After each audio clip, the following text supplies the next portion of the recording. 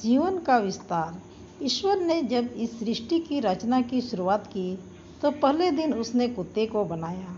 उसमें प्राण डालने के बाद भगवान ने उसे कहा, तुम्हें पूरे दिन घर के दरवाजे पर बैठे रहना होगा और जो कोई भी अंदर आए या सामने से गुजरे तो उस पर भौंकना होगा। मैं तुम्हें 20 वर्ष की आयु देता हूँ। कुत्ते ने कहा, भौंकते रहने के लिए यह बहुत लंबा समय है, मुझे 10 ही साल दीजिए, बाकी 10 वर्ष मैं आपको वापस करता हूँ। भगवान मान गए। दूसरे दिन भगवान ने बंदर की रचना की। भगवान ने उसे जीवन देते हुए कहा, जाओ लोगों का मनोरंजन करो, अपनी उछल कूद और विचित्र हरकतों से उन्हें हंसाओ, मैं तुम्हारे लिए 20 वर्ष की जिंदगी मुकर्रर करता हूँ। बंदर ने कहा, 20 साल तक उछल कूद, मुझे यह सही नहीं लगता।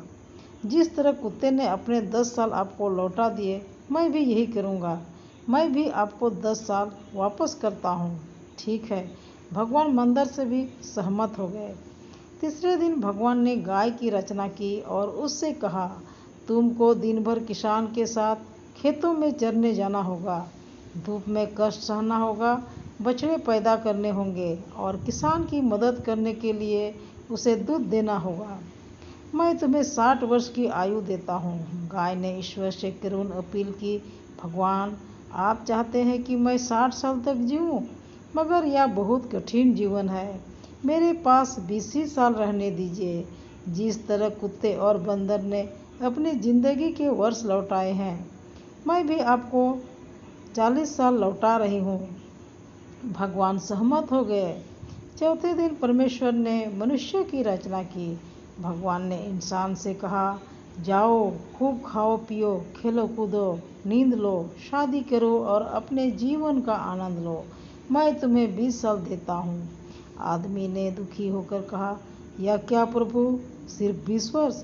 भगवान मैं अपने 20 वर्ष तो रख ही रहा हूँ। गाय ने जो 40 साल अपने वापस किए हैं और जो बंदर व कुत्ते ने 10-10 साल अपने लौटाए हैं, उसकी भी आपसे मांग करता हूँ। ये कुल 80 साल होते हैं, ठीक है? ईश्वर ने कहा, ठीक है, तुम्हारे जीवन काल का विस्तार करता हूँ। तब से ही हम मनुष्य भले 20 वर्षों तक खाते पीते, सोते खेलते और आनंद लेते हैं, अगले 40 वर्षों तक अपने परिवार के भरण पोषण के लिए मशक्कत करते हैं, अपने अगले 10 साल हम अपने पोते पोतियों, नाती नातिनों के मनोरंजन के लिए बंदर जैसे हरकतें करते हैं, और आखिरी वर्षों में घर के बरामदे में बैठे बैठे हर किसी पर नज़र रखते हैं, आने जाने वालों को टोकते हैं या उन पर भोंकते हैं। अब आपको जीवन के विस्तार का मर्म समझ आ गया होगा।